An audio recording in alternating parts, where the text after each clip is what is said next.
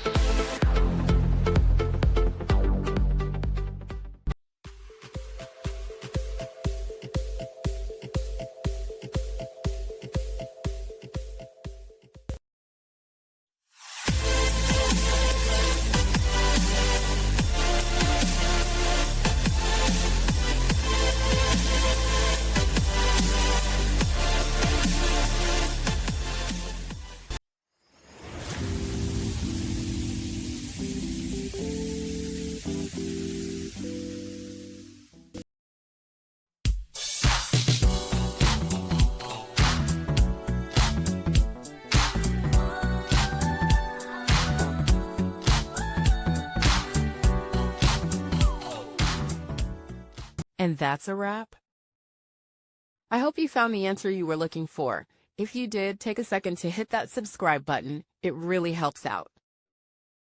And let me know in the comments which solution worked best for you. See you next time in the debug zone.